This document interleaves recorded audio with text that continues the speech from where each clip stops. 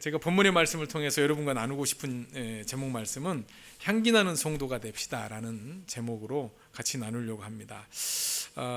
제가 어린 시절에 여러분 잘 알고 있습니다마는 그 마음과 마음인가요? 하는 그 듀엣 가수가 있어요. 그러면서 그분들이 불렀던 가사가 있죠. 장미라는 그 노래 아시나요? 장미. 당신에게서 꽃내음이 납니다. 그리고 그래서 당신의 이름을 장미라고 부르고 싶습니다. 사랑의 노래예요. 남자와 여자의 사랑의 내용인가. 자, 여러분은 어떤 냄새가 나십니까? 교회를 가시면, 교회를 오면, 지금은 이제 저도 개척교회고 여기도 개척교회. 지금 여러분이 드리는 예배의 모습이나 우리의 모습이나 환경만 다르지 인원은 거의 비슷한 것 같습니다. 다르지 않아요. 큰 교회를 간다고 해서 조금 많을 뿐이지 다르진 않습니다. 제가 어린 시절, 청년 시절 이제 신앙생활 할 때 교회를 가면 지금처럼 이렇게 사회적 거리를 두는 것이 아니라 이렇게 붙어 앉게 되죠. 그래서 앉아 있다 보면 우연치 않게 어떤 아주머니하고 같이 앉게 돼요. 큰 교회를 제가 다녔기 때문에 그분을 아는 분일 수도 있고 알지 못한 분일 수도 있는데 앉다 보면 어쩔 때는 아주 고약한 냄새가 나는 경우도 있고 어떤 경우는 김치를 막 담고 오셨는지 김치 냄새가 풀풀 나는 경우도 있어요. 어떤 분 옆에 앉으면 아주 향기로운 냄새가 나는 경우도 있습니다. 어찌됐건 우리는 우리의 몸에서 나는 향기, 냄새라는 게 있어요. 근데 오늘 본문의 말씀을 통해서 사도 바울은 지금으로부터 2000여 년 전에 초대교회 당시에 바울이 1, 2, 3차 전도 여행을 통해서 전도 여행을 해서 세운 7교회들이 있죠. 그 교회 중에 고린도 교회라는 교회에다가 두 번째 편지를 보냅니다. 첫 번째 편지는 믿음의 아들 디모데에게 보내죠. 그리고 두 번째는 디도를 2차 전도여행을 통해서 만나서 본인이 양육시키고 본인이 세례를 주었던 디도라는 사람을 통해서 고린도 교회에 두 번째 편지를 보내는데 그 보내는 편지의 내용은 이렇습니다. 이미 우리가 고린도 전서를 아시는 분은 아시겠지만 고린도 교회는 오늘 한국 교회가 가지고 있는 다양한 문제들을 그 교회 역시 가지고 있었어요. 초대교회로 돌아갑시다 그렇지만 사실은 초대교회는 우리 한국에 있는 교회들과 다르지 않아요. 똑같은 문제들이 발생하고 있는 교회입니다. 단지 다르다면 2000년의 갭이 있고 그 당시는 지금과 같이 문명의 이기 속에 살고 있지 않다는 것만 다른 거죠. 그리고 그 당시는 실질적으로 예수 그리스도의 그 십자가의 사건 이후에 예수를 믿고 따르던 사람들이 고난과 핍박과 박해를 실제적으로 체험하는 그런 교회였어요. 때문에 초대교회 당시는 예수를 믿는다는 것 자체가 오늘 우리처럼 이렇게 마음만 먹으면 자유롭게 갈 수 있는 것이 아니에요. 요즘은 좀 다르죠. 코로나 때문에. 그러나 그 코로나로 인해서도 내가 선택할 수 있는 거죠. 특별히 작은 교회의 장점은 뭐죠? 큰 교회처럼 좌석수에 비해서 10%만 온다. 그래서 장로교회도 1, 2, 3, 4부까지 드리면서 한 예배 때마다 100명을 드려서 적어도 5부면 500명까지 드릴 수 있다 그러지만 우리는 한 번에 드려도 10명을 채울 수 없는 그런 모습 속에 살아가죠. 그러나 어찌됐건 간에 예배를 참석하느냐 못하느냐는 내 선택에 달려있는 거예요. 그러나 초대교회 당시에는 그 선택이 쉽지만은 않습니다. 왜 그러냐면 로마가 이스라엘을 압제하고 있는 당시, 우리나라도 일제강점기에 그랬습니다마는 로마가 인정했던 유일한 종교는 유대교였어요. 그러니 유대교를 벗어나서 예수 그리스도의 그 하나님 되심과 그 구주 되심을 알고 예수를 믿었던 사람들은 1차적으로 유대교를 배교해야 돼요. 자신이 익숙하게 살아왔던 유대교를 배교하고 예수 그리스도를 따는 그리스도인, 성도, 또 기독교인 이런 낙인이 찍혔어요. 그러다 보면 어떻게 됩니까? 로마의 압제를 당하게 되고 또 같은 동족이며 예전에 자신들과 같이 신앙생활했던 유대교인들의 핍박을 더불어 받게 되는 거예요. 그러니 예수를 믿기가 쉬웠겠어요? 어렵겠어요? 어렵지요.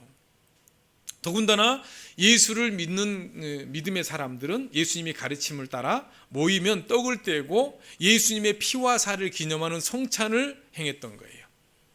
그러다 보니 유대교인들이 로마에 고발을 하기를 저 기독교인들은 모이면 인육을 먹는 그런 종교단체다, 사이비 단체다라는 이야기를 했어요. 초대교회만 하더라도 기독교인들은 오늘 우리가 말하는 사이비 이단쯤으로 여겨졌던 것이죠.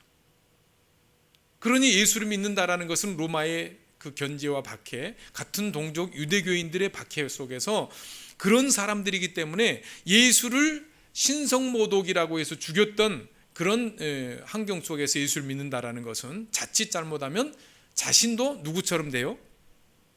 예수 그리스도처럼 자신의 목숨을 잃을 수도 있다라는 위기 속에 신앙생활을 해요. 그러니 지금과는 비교할 수 없는 어려움 속에 있었던 거예요. 그런 환경 속에 소아시아 7교회를 다니면서 초대교회에 예수를 핍박했던 사울이 다메섹으로 가서 예수 믿는 사람들을 잡아 죽이게 가는 동안에 예수님을 인격적으로 만나고 변화받아 어떻게 됐습니까? 바울로 바뀌었던 거예요. 그리고 가는 곳곳마다 이방인들의 사도로 부르심을 받아 소아시아 7교회를 세우는 겁니다. 그 세웠던 교회들 중에 고린도 교회가 있습니다. 이 고린도 교회는 바울이 2차 전도여행 때 세워졌던 교회예요.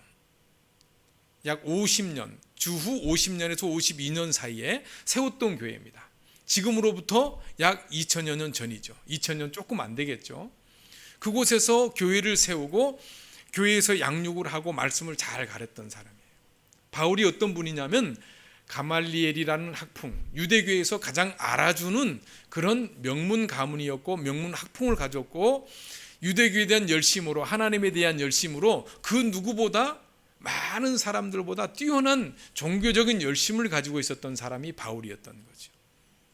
그런데 그 사울이 예수 그리스도를 만나고 자신이 예수를 믿는 사람을 핍박했던 그 핍박을 자신이 받게 되고 그런 환경 속에 교회를 개척하고 교회를 키워나가고 이방인을 향한 사도로서의 부르심을 받고 교회를 세워나갈 때에 고린도 교회를 만나서 자신이 양육한 교회가 성장을 했단 말이에요. 그런데 고린도전서를 우리가 읽어보면 그 고린도 교회에 성령이 충만하고 은혜가 충만하고 은사들이 나타나고 합력하여 선을 이루는 그런 교회가 돼야 되는데 사람이 많이 모이는 곳에 뭐가 문제가 있습니까? 다양한 문제들이 있었어요. 그 당시에 소위 말해서 누구 은사가 더 크냐, 내 팔뚝이 굵냐, 내 팔뚝이 굵냐. 때로는 나는 누구의 파다, 뭐 쪽파도 아니고 대파도 아닌데 나는 아볼로파, 바울파, 나는 예수 그리스도파. 그래서 나눠졌다는 이야기. 오늘 그 이야기가 2장에서도 나옵니다만은 그런 환경이 있었고요. 또 아덴이라고 하는 신전, 여러분이 코린토라고 하는 그 지역이 아덴 신전은 지금도 고린도 지역, 지금은 말하는 로마 이탈리아잖아요. 그 지역에 그 아덴 신전은 그 신을 섬기는 그 사제들이 여사제들이 많았어요. 오늘 우리처럼 이렇게 예배를 드리는 게 아니라 짐승을 죽여서 자신의 죄를 대신 전가시켜서 하나님 앞에 예배 드리는 것이 아니라 그 여사제들과 그 제의적인 풍습이 뭐냐면 성적으로 유의를 즐기는 그런 환경 속에 있었고 또 그 신들을 섬길 때 많은 제물 중에 음식을 올려놓는데 그 신들 앞에 드려졌던 음식을 먹느냐 마느냐의 문제를 가지고 믿음이 있네 없네 이런 문제가 생겼던 거예요.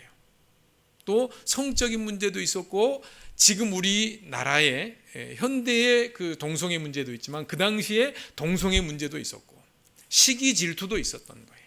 거기에다가 뭐가 있었냐면 바울이 사도로서의 정당한 권위를 부여받지 못했다. 다시 말하자면 예수님의 12제자 중에 가룟 유다, 예수님을 판 가룟 유다는 스스로 목매어 죽었잖아요. 그래서 자기의 피를 뿌린 밭이 아겔다마라 그래서 피밭이라는 이름을 가지고 그 가룟 유다를 대신해서 보존한 사람이 마띠아였어요. 그러니 12명의 친 예수님의 11명의 제자 외에 보존된 마띠아까지만 정통한 예수님의 그 제자라고 여겼던 거죠. 사도라고. 그런데 바울은 예수님과 직접 사역하지도 않았어요. 보존되지도 않았어요. 예수를 핍박했던 사람이에요. 그런데 바울은 어떻게 예수님을 만났어요? 자신의 이름이 사울이었을 때 예수를 믿는 사람들을 잡아 가두고 죽이기 위해서 다메섹으로 가는 그 길에서 예수님을 만나고 그 시로 너는 이방인들을 위해서 택한 나의 그릇이다 라고 사도행전 7장에 나오잖아요. 그러면서 그 시로부터 물론 여러 해석이 있습니다마는 예수가 그리스도라는 것을 전하는 사도로서의 사역을 감당합니다. 그러면서 그때부터 소아시아 7교회를 세우고 소위 말해서 수리아 안디옥이라 하는 그곳에부터 출발해서 1, 2, 3차 여행 전도 또 4차까지 이야기하는 분도 있습니다마는 전도 여행을 통해서 수없이 많은 사람들을 예수를 믿음으로 구원받게 했고 교회를 세우는 사람이었던 거죠. 자, 보시면은 여기 수리아 안디옥이고 여기서 이렇게 이 일대가 바울이 이제 1, 2, 3차 전도 여행을 통해서 교회를 세우는 소위 말해서 신약 성경 27권 가운데 히브리서가 사도 바울 거라면 14권이지만 히브리서는 익명의 그리스도인 누군지 몰라요, 기록자가. 근데 13권의 서신서를 통해서 사실 이 지역에 있는 자신이 세운 교회들에게 편지한 내용들이 대부분인 거죠. 오늘 이 이야기를 같이 나누려고 하는데 저와 여러분이 이 역사적인 사실을 모르고 접근하기가 쉽지 않은 거죠. 자, 그러면은 지금 이런 상황에서 여기 수리아 안디옥에서부터 시작해서 2차 전도여행이 52년 동안 이렇게 가서 돌아오는 거예요. 약 1년 6개월 정도 걸렸다고 알려지고 있습니다만은 정확하게 알 수는 없어요. 근데 이런 상황에서 출신인 다소 출신, 그러니까 바울은 원래 모계를 따라요. 어머니가 이스라엘이면은 자기도 이스라엘인 거예요. 우리는 부계를 따르는데 유대인들은 모계를 따라요. 그러니까 여기에 핍박을 받아 흩어진 디아스포라 유대인들이 여기서 정착해 살다가 낳은 사람이 이 바울인 거죠. 근데 이 바울이 다시금 이렇게 돌아 유대에겐 열심을 가지고 예수를 믿는 사람 핍박하다가 예수를 만나고 이제 이방인들을 향한 사도로 부르심을 받고 이곳에서 처음 수리아 안디옥에서 파송을 받아서 이렇게 1, 2, 3차 전도여행을 마쳐요. 그리고 2차 전도여행 때 어디를 가냐면 여기 고린도 있죠. 여기 고린도, 갱그리아, 고린도, 아덴 이 지역이 지금 이탈리아 지역인 거예요. 그죠? 근데 이렇게 여기에서 이제 전도를 하는데 이게 이제 바울의 2차 전도 여행입니다. 2차 전도 여행도 첫 시작이 수리아에서부터 시작해서 고린도 그리고 결국은 다시 수리아 안디옥에 도착해요. 그러니까 여기서부터 시작해서 쭉 갔다가 다시 이렇게 이제 돌아오는 거죠. 이런 일정에 거의 막바지에 이 고린도 지역에서 선교를 해서 고린도 교회를 세운 거예요. 그래서 많은 교인들이 모이고 고린도 교회가 세워졌어요. 그런데 교회가 세워져서 예수 그리스도를 증거하고 예수를 믿어 구원받는 사람들이 많이 생겨났지만 사람이 많은 곳에 문제도 많았던 거예요. 그래서 아까 제가 서두 얘기했다시피 어떤 사람은 김치 냄새를 풍기고 어떤 사람은 꾸리꾸리한 냄새를 풍기고 어떤 사람은 술, 담배 냄새를 풍기고 어떤 사람은 아주 향기로운 냄새를 풍기는 좀 풍자해서 말씀드리는 거예요. 교회 안에 이런 다양한 문제가 있었던 거예요. 은사에 대한 문제, 성적인 문란함, 우상 앞에 드리는 음식을 먹고 마시는 문제로는 믿음이 있네 없네라는 문제, 그리고 사도 바울이 예수님의 정통 사도가 아니라라는 문제. 그래서 사도 바울이 늘 가지고 있었던 것이 고민이 뭐냐면 다양한 문제 중에 자기 사도에 대한 사도권에 대한 문제가 늘 문제시되고 있었어요. 게다가 사도 바울은 초창기의 성향이 원래 모습을 제가 가져오려고 했는데 누구 이름을 거론하기 좀 그래서 사도 바울의 모습이 눈은 이렇게 찢어지고 머리는 대머리였어요. 키도 그렇게 크지 않은 사람이었습니다. 성격은 아주 개팍했어요. 그리고 안질이 좀 있었다고 해요. 그러다 보니 그런 분이 목회를 하고 있으니 성도들이 보기에 어떻겠습니까? 쉽지는 않아요. 그러나 말도 온유했는데 그러나 필력은 대단했어요. 성경을 읽어보면 이 신약 성경 13권의 사도 바울의 글을 읽어보면 탁월합니다. 로마서, 갈라디아서를 읽어보면요, 이런 걸 읽어보면 신학에 대한 정수를 다 만들어 놓았던 분이 바로 사도 바울이었던 거지. 그러다 보니 사도 바울의 그런 어떤 신학적인 소양은 많았어요. 대신에 성격이 급하겠어요. 또 외모가 그랬어요. 지병이 있었어요. 그러다 보니 여러 가지 아킬레스건을 가지고 목회를 했지만 교회가 잘 세워졌는데, 그렇게 하고 나서 이제 지금 오늘 고린도 후서를 쓰는 데는 어디 와 있냐면 드로아라는 곳에 와 있고 고린도는 여기예요. 거리는 얼마 안 되는데 이렇게 당시에 걸어 다녔죠. 자동차를 타고 가는 것이 아니고 육로를 걸어 다녔기 때문에 여기서 여기 가는 게 이렇게 가는 것도 아니고 이렇게 걸어 다니면서 전도여행을 했기 때문에 쉽지 않았죠. 그러니 고린도 전서의 디모데를 통해서, 믿음의 아들 디모데를 통해서 고린도 교회 그 문제를 통해 고린도 전서를 보냈어요. 그래서 은사가 어떻게 되는지 정리를 해줬고, 교회 안의 질서를 이야기를 해줬고, 믿음의 도리를 이야기해 줬어요. 그리고 드로아에 가 있는 거예요. 근데 여기에 있으면서도 무엇을 했냐면, 복음은 여기 예루살렘으로부터 전달이 돼서 여기가 예수를 믿게 됐어요. 복음의 근원지는 여기예요. 그런데 확장된 선교지에서 어떤 소식을 듣냐면, 예루살렘에 그 당시에 바울이 2차 전도 여행을 할 때 당시에 예루살렘에 극심한 가뭄이 있었어요. 그래서 복음을 전해줬던 원 예루살렘 교회가 어려움을 겪고 있으니, 이제 우리 여기에 있는 복음을 전수받았던 우리가, 복음의 빛을 받은 우리가, 특별히 여기 고산 지역에 있는 마게도냐 지역에 있는 갈라디아 지역 이런 사람들이 정말로 어렵지만 예루살렘 교회를 돕자라고 해서 모금을 하러 다녔던 그 사도 바울이 지금 드로아에 있는 거예요. 근데 드로아에 가보니까 어떤 현상이 있었냐면, 아까 우리 정태 형제가 읽어줬지만 12절에 뭐라고 그랬습니까? 2장 12절 보십시오. 한번 읽어볼까요? 2장 12절 시작. 내가 그리스도의 복음을 위하여 드로아에 이름에 주 안에서 문이 내게 열렸으되. 자, 여기 문이 열렸다는 원문을 보면 단순히 그냥 들어오십시오라고 문이 열린 것이 아니라 드로아 지역의 사람들의 마음문이 활짝 열렸다는 거예요. 우리가 복음을 전하다 보면 어떤 사람은 강팍해서 완전히 닫힌 사람이 있어요. 근데 어떤 사람은 복음을 전해도 건드리기만 해도 방언 터지고, 건드리기만 해도 나 예수 믿을래 하는 사람들이 있잖아요. 이 드로아 지역이 그랬다는 거예요. 드로아 지역이. 그래서 복음을 전하러 간 이 복음 전도자 바울이 드로아에 도착했을 때 그런 복음의 문이 활짝 열려서 건드리기만 하면 예수를 믿겠다고 나오는 사람들이 있었는데, 근데 그 마음에 어려움이 있어요. 이 13절 말씀 보세요. 뭐라고 그랬습니까? 내가 내 형제 디도를 만나지 못함으로 내 심령이 편하지 못하여 그들을 작별하고 마게도냐로 갔다 그랬어요. 디도는 누구냐면 2차 전도여행 때 만나서 복음을 전하고 세례를 준, 그래서 바울의 수족처럼 일들을 감당했던 헌신자였어요. 1차 그 고린도전서를 디모데를 통해서 서신서를 보내서 교회의 분란들을 잠식시키고, 또 그리고 자신의 사도권을 변호하고, 또 그리고 예루살렘 교회를 향해서 헌금을 모금하기 위해서 드로아에 있는데, 내가 여기 있지만 곧 너에게 가겠다 그랬는데 길이 험하니까 쉽게 못 가요. 이해되시죠? 그런 환경 속에 여기 고린도 교회에 있는 성도들이, 자신에 의해서 신앙을 갖고 성장했던 성도들이 사도 바울이 드로아에서 오지 않는다, 약속을 지키지 않는다, 그 이유를 보니까 예루살렘의 어려움을 위해서 헌금을 모금해서 헌금을 전달하기 위해서 돈을 모금한다는데, 그게 예루살렘으로 가는지 사도 바울의 주머니로 가는지 알 수 없다. 지금 보세요. 사도 바울은 어떤 문제가 있어요? 외모상 문제 있었죠. 성격상 개파겠죠. 또 그리고 약속을 잘 지키지 않는다라는, 사실 어쩔 수 없는 거잖아요. 지금처럼 쉽게 갈 수 있는 거리가 아닌데 그런 문제가 있었죠. 약속도 안 지킨다. 또 그 돈을 모집하는데 돈을 예루살렘으로 갖다 주는지 자기가 쓰는지 알 수가 없다. 모함 아닌 모함을 받게 되는 거예요. 사실 여러분, 한국 사회도 목회자들이, 물론 어려움에 처한 목회자들이 자신의 잘못으로 그런 경우도 있습니다만은, 교회의 어떤 문제로 인하여서 애매하게 화살이 목회자에게 가는 경우도 많이 있습니다. 이런 문제에 접해 있었던 이 바울이 여기에서 그 고린도 교회의 그 여러 가지 분란의 소식, 그리고 자기의 사도권을 변호하기 위해서 디도를 선택해서 후서를 써서 보내요.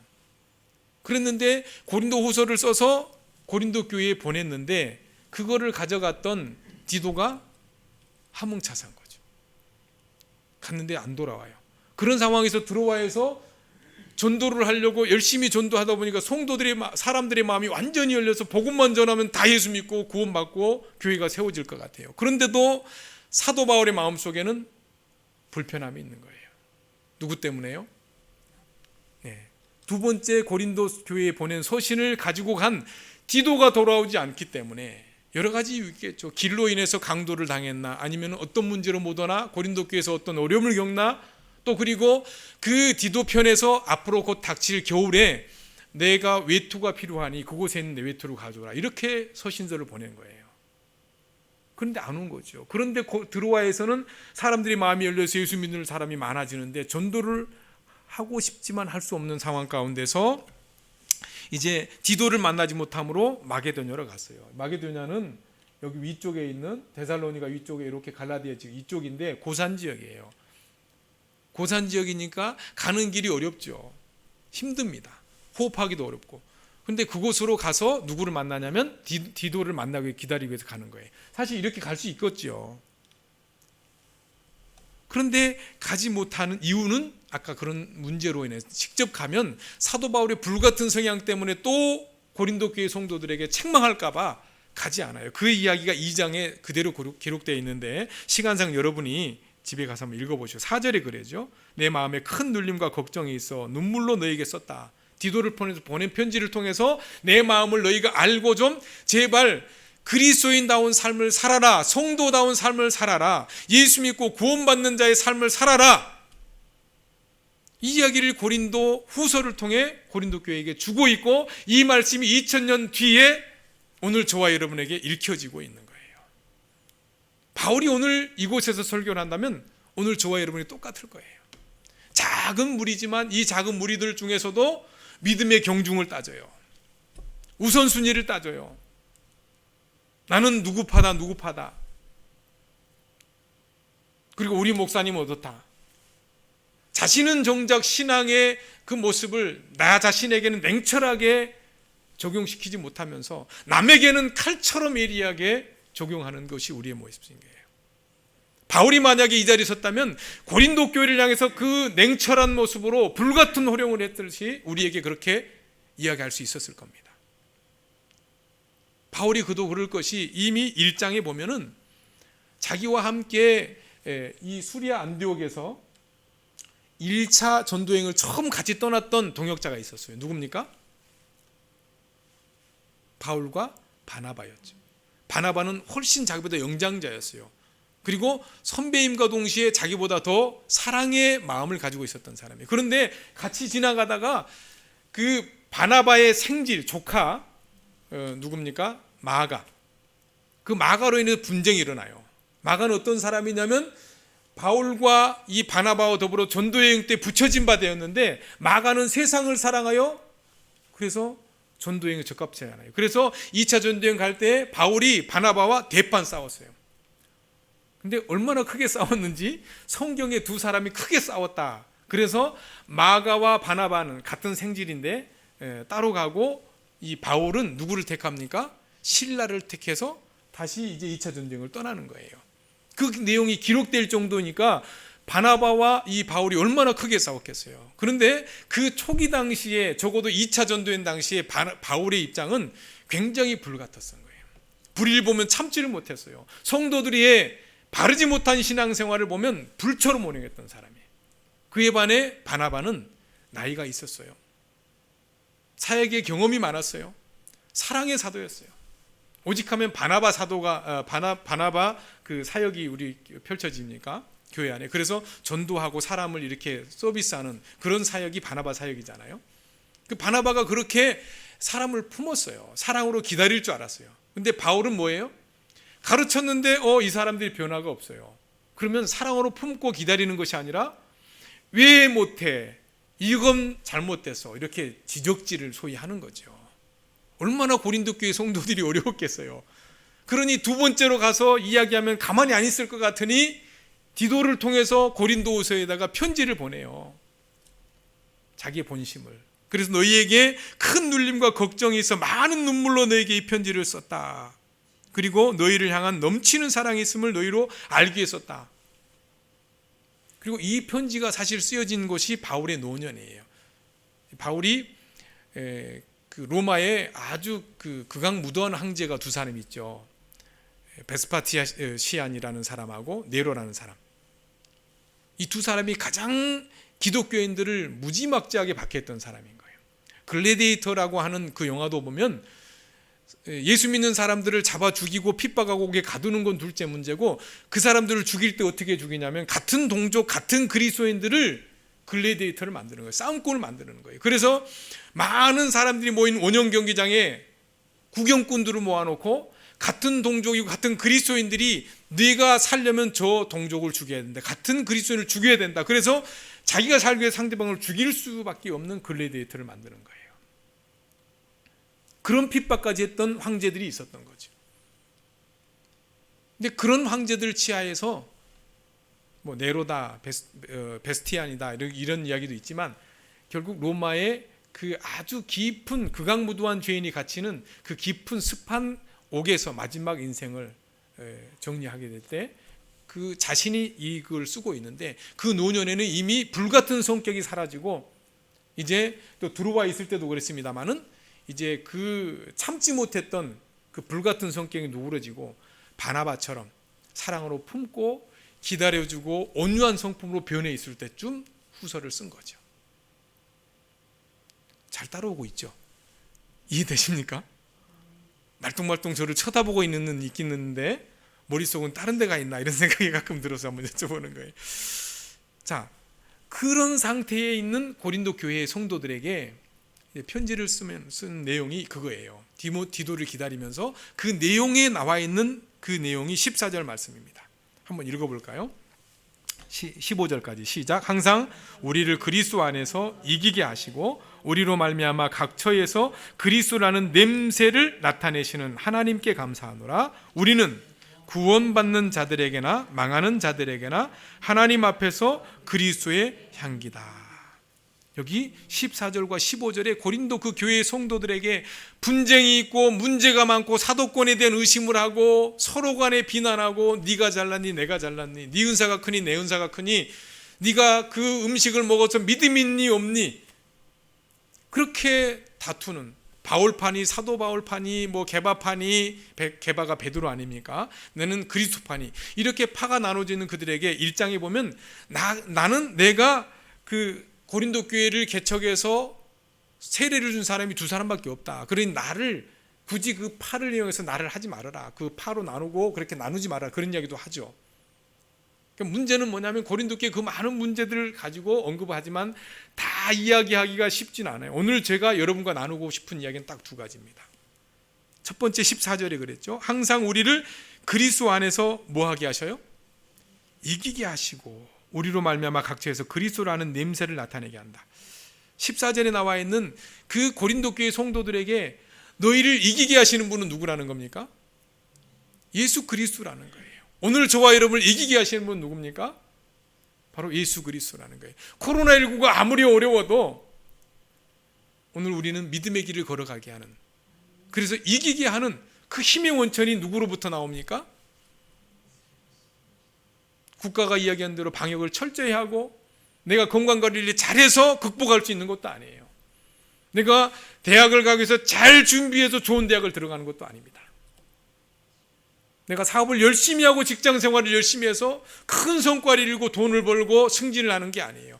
그 모든 것들을 다 뒤에서 배후에서 조정하셔서 역사와 환경과 사람의 몸을 바꾸셔서 건강을 주셔서 지혜를 주셔서 할 수 있게 만드시는 분이 누구예요? 하나님이신 거예요.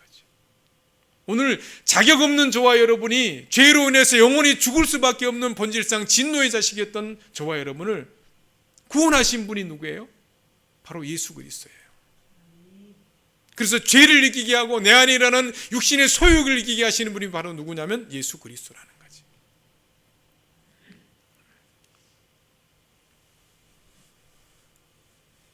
오늘 그렇게 고린도 교회 성도들에게 내가 은사가 있다면, 내가 믿음이 있다면, 내가 교회 안에 직분을 가졌다면 그것을 가능케 하신 분, 그렇게 해서 이기게 하신 분이 누구라는 겁니까? 바로 예수 그리스도라는 것을 가르쳐주고 있는 거예요.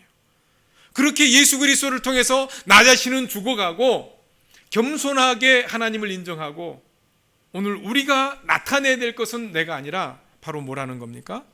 14절 말미에 보니까 나로부터 나오는 그리스도를 아는 냄새가 나타나게 하시는 그 하나님께 감사한다는 거예요. 사실은 고린도 교회의 성도들이 그런 냄새가 나지 않았죠. 그러니까 이 편지를 쓰고 있죠. 그러나 사도 바울은 그런 열망을 담아 고린도 교회의 성도들에게 편지를 쓰고 있듯이 오늘 예수비전교회를 다니면 한철 목사님이나 이곳에서 말씀을 전하는 저나, 우리 교회를 담임하는 저나, 어떤 목회자도 바울이 이야기했던 그 마음을 가지고 여러분이 오늘 이 자리에 앉을 수 있는 것은, 여러분이 오늘 우리의 삶 가운데 오늘 이렇게 멋들어지게 살아갈 수 있는 것은, 코로나19로 인해서 많은 사람들이 생명을 달리하고 사랑하는 가족을 잃어버리고 슬픔에 잠겨 있지만, 오늘 우리들은 이 자리에 나와 하나님을 자유롭게 예배할 수 있는 환경과 여건과 건강 주시고 물질 주시는 것, 내가 잘해서가 아니라 하나님이 함께 하시고 예수 그리스도를 통해서 이기게 하시기 때문에 가능하다는 것을 깨달아 알게 하시기 위해서 이 말씀을 주신 거라는 거죠. 그래서 오늘 우리에게 나타나는 냄새는 어떤 냄새가 나타나야 돼요? 돈 냄새, 있는 냄새, 멋진 향기를 뿜는 향수 냄새, 이런 게 아니라 내 자신 안에서 그리스도를 아는 냄새를 나타내는 성도들이 되기를 원하시는 그 마음에서 하나님이 오늘 이 말씀을 저와 여러분에게 주고 있다는 걸 믿으시기 바랍니다. 15절에서 그것을 이렇게 이야기하고 있어요. 이 사람에게는 우리는 구원받는 자들에게나 망하는 자들에게나 하나님 앞에서 누구의 향기라고요? 그리스도의 향기다. 바울 자신이 그랬듯이 너희도 그렇게 향기가 나야 된다라는 것을 이야기하고 있습니다. 탈무드에 나오는 이야기인데요, 제가 말이 좀 빨라서 죄송해요. 빨리 마치려고 하려고 하니까. 그런데 탈무드에 이런 이야기가 나와 있습니다. 한 사람이 아름다운 꽃이 피어있는 두 화분을 가지고 솔로몬 앞에 왔어요. 솔로몬은 지혜의 왕이죠. 그래서 똑같아요. 너무나 똑같아서 어떤 게 생화인지를 구분할 수 없어서 솔로몬 왕에게 이 두 화분 중에 생화를 좀 가르쳐 주세요 라고 하자, 솔로몬 왕이 저 화분을 햇볕이 잘 드는 곳에, 그리고 창문을 열고 놔둬라. 그랬더니 잠시 후에 뭐가 날라옵니까? 벌과 나비가 날라와서 지체 없이 어디로 가요? 생화로 날아가요. 저게 생화다는 거죠. 여러분, 아무리 똑같아도 생화는 뭐가 나요? 향기가 나요. 냄새가 나요. 벌이나 나비들이 좋아하는 꿀을 공급할 수 있는 향기가 나는 거예요. 단번에 알 수 있는 거예요. 오늘 우리가 예배 현장에 나와 있고 주일 되면 후탁 성도, 여러분 후탁 성도 어떤 성도인지 아십니까? 후탁, 일주일 내내 예배 드리고 집에 가면 성경을 집에 갖다 놓고 그 뒤로부터 교회 오기 전까지 한 번도 열어보질 않아요. 여기 뭐가 앉아요? 먼지가 앉아요. 그러니까 먼지 떨고 가지고 교회 오는 거예요. 후탁 성도예요. 이렇게 교회에 와서 앉아 있어요. 기도는 해요. 어려움이 있으면 눈물도 흘려요. 그런데 외적인 모습은 있지만 향기가 없어요. 나의 전인격을 통해서, 나의 언행심사를 통해서 누가 나를 본다면 아, 저 사람은 진짜 그리스도인이다 라고 하는 향기가 나지 않아요. 제가 목사임에도 목사 타이틀을 떼고 바깥에 나가면요, 제가 무슨 짓을 해도 제 안에서 그리스도의 향기가 나겠습니까?